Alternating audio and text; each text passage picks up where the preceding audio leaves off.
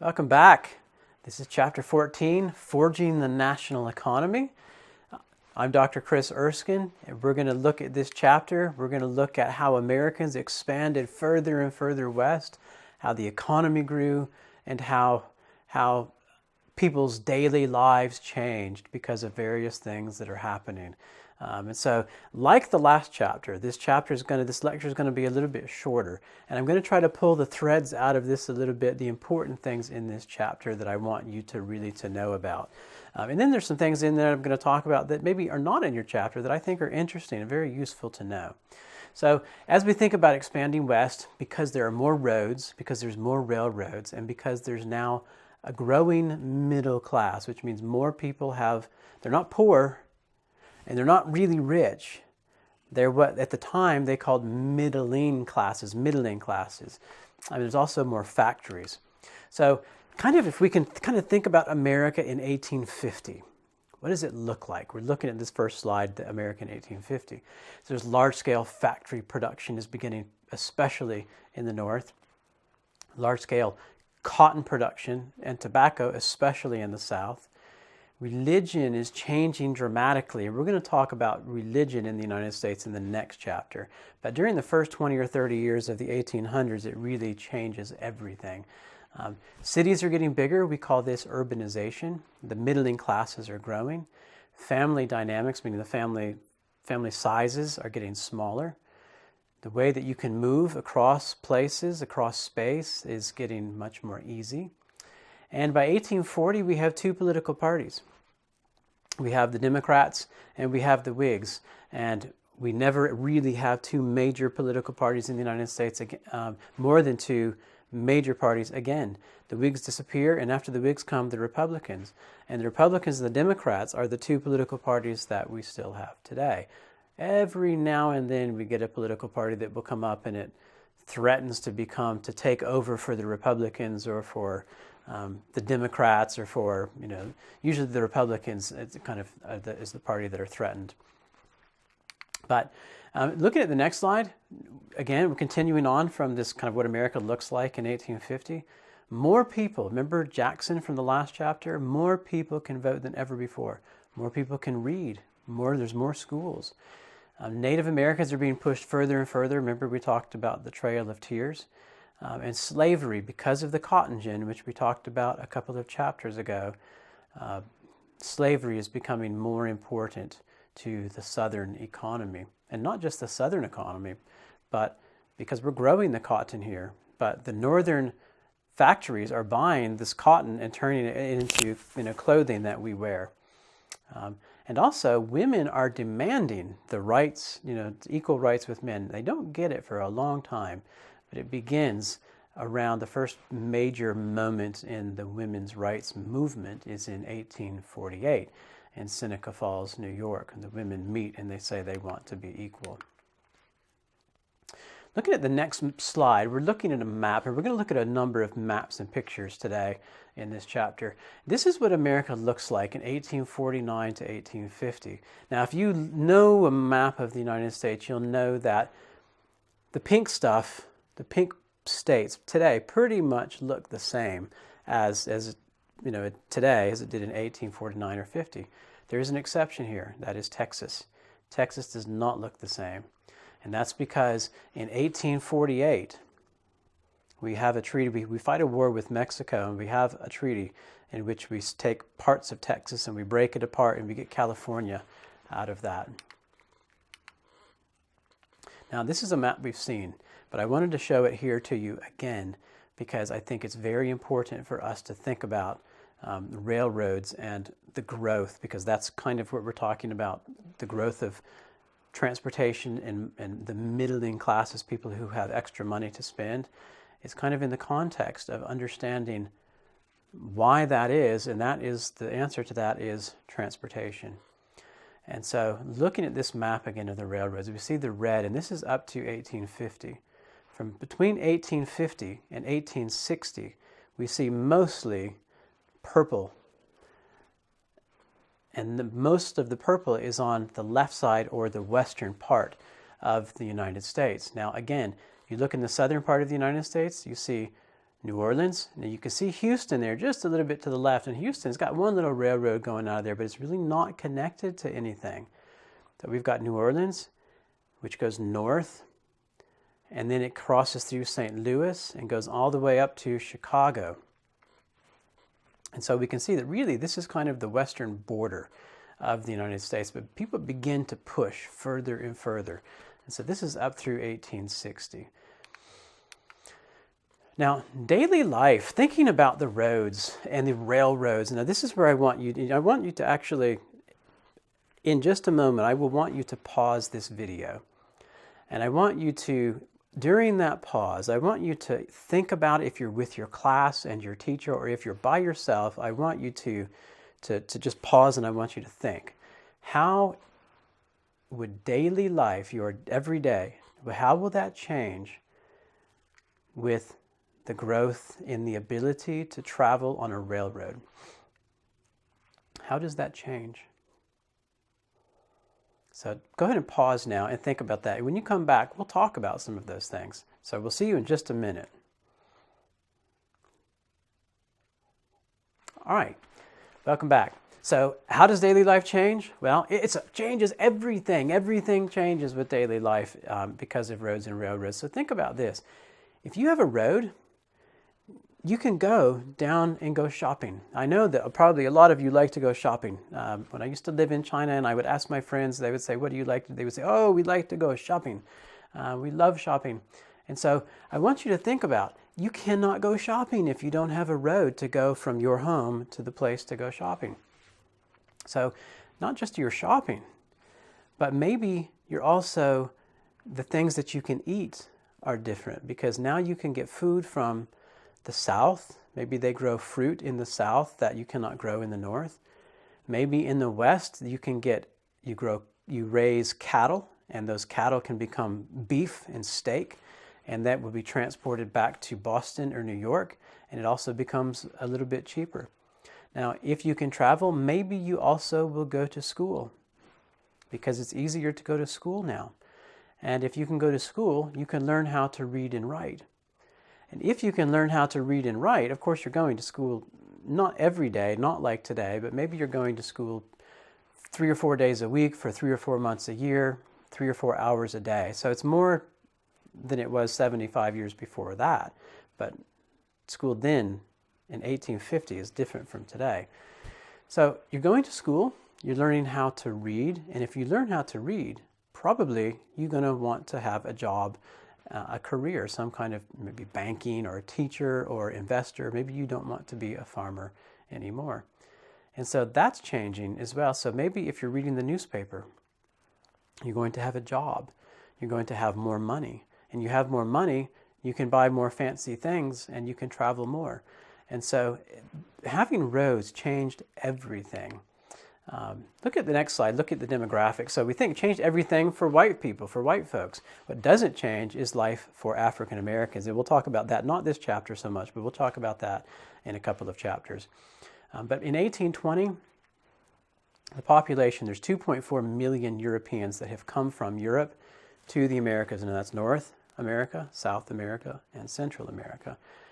8.4 million Africans, most of them, all of them really, have come over by force. They've been stolen, they've been kidnapped and forced to come over to the Americas to become slaves.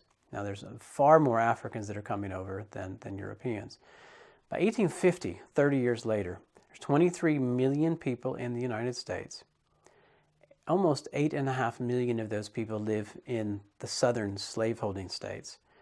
Now, in the United States, there's about 3.2 million black people, and most of those are slaves. So of those 3.2 million, 435,000 of them are free blacks, so they're not slaves.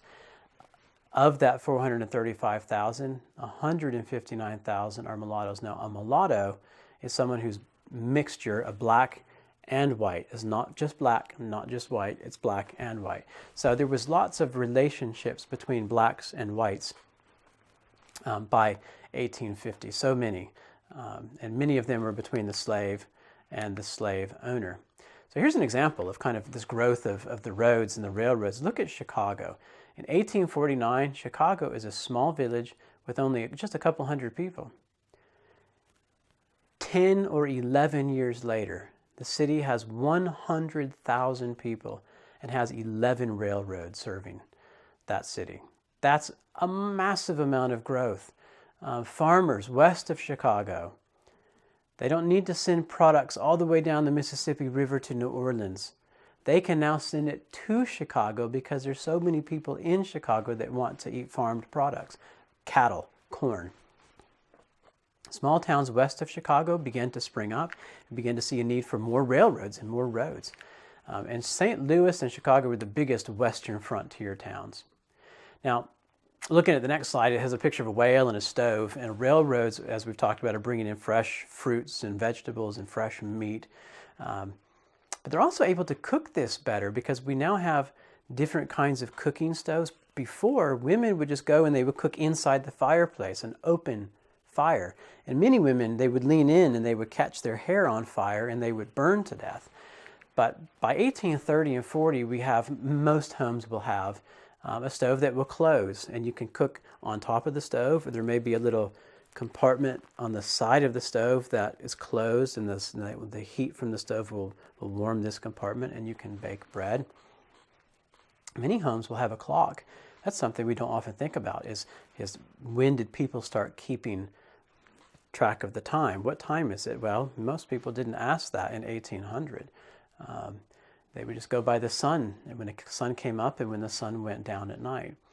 And also many people had public water, so it was much safer than trying to go down and drink water from the stream. So if you have a public water, you don't have water in your house, but you will have water that comes in a public well, and it's down at the end of the street or a certain place in the city.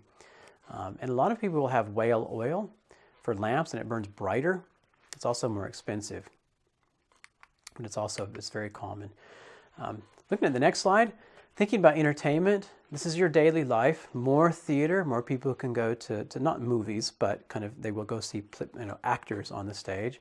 They might see a circus, not what we would think of as Ringling Brothers, Barnum and Bailey or some other kind of circus, but something different from that, but entertainers out on the stage. They will see shows, people reading more newspapers, and the question is on the slide is why? Well, because they're more literate. And there's more people voting, as we've noticed. Manifest destiny. Now, this is kind of the movement west. This is a phrase that you need to know for your test. Manifest destiny. If you need to pause and write this down, go ahead and write it down. This is the idea that Americans had in the 1800s, that we're going to take over the United States, North America, from the Atlantic Ocean all the way to the Pacific Ocean, and that God had given us to take all of this land. Now today, when we think about this, we know that we know we have from New York to California, that this is the United States. But this idea that we could push people out of the way to take this land, most Americans today, we don't like that idea. And we don't know how to kind of think about ourselves when we think about, pushing the Native Americans out of the way, or even with slaves, of course. The country's growing. There's 26 states by 1840. There's 31 states by 1850. And at this point, there's 15 slave states and 15 free states. Now, there's also the District of Columbia, Washington, D.C. It's not a state. That's just a district. And more people are going to school. We've talked about that. What I want you to do is skip to the next slide. And we're going to get to a slide in just a minute of the picture of education. But I want to ask you, why do you think more people would go to school in the 1830s to 60s? What would be the purpose of more schooling? Well, school was considered a good place to teach moral values and the American vision for how this country should be. So it's a good place to learn the national values. It's also a place where you can learn to work hard. You can learn to save, frugality, industriousness is working hard, and to be responsible. If you have homework due, you have to get it done. Personal responsibility. By 1860, most teachers, now this kind of tells you something about the teaching in the schools. Today, your teachers, most of them have been teaching 5, 10, 15, even 20 or 25 years. But in 1860, maybe 80% of the teachers that were teaching in 1860 have only been teaching for 2 or 3 years.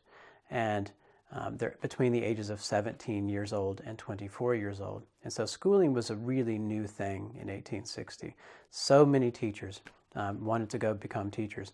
And really, you didn't have to have much education. You could have a 5th or 6th or 7th grade education and become a school teacher.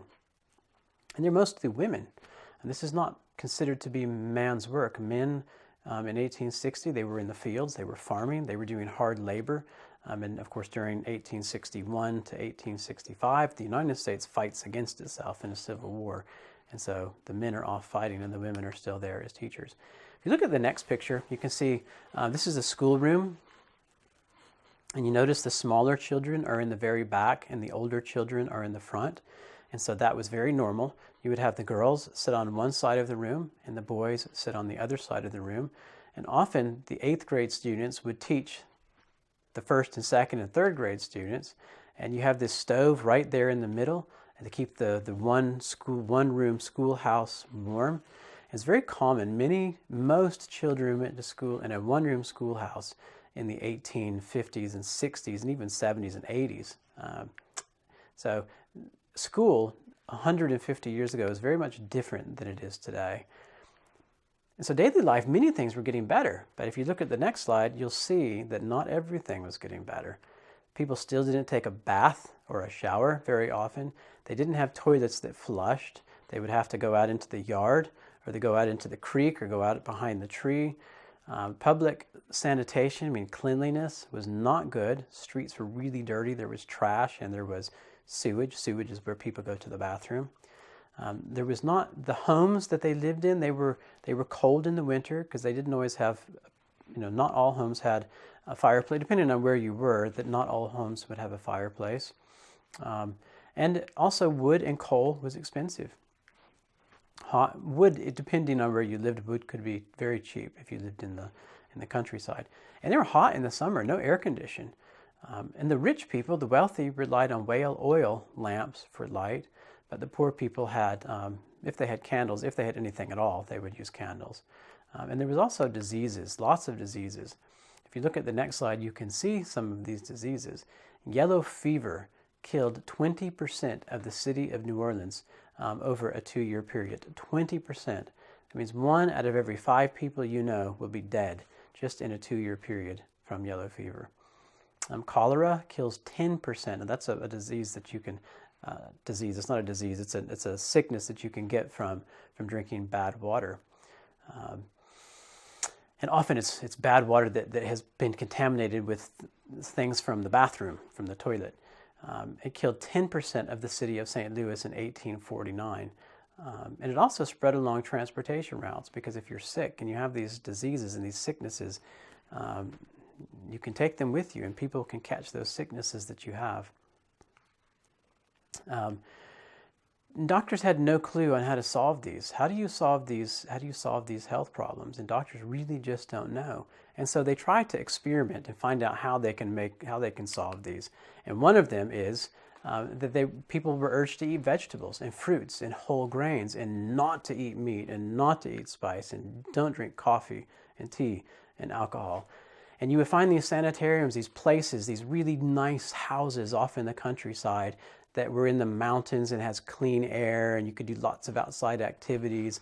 And people thought that this was healthy. And of course, we know that clean air is healthy.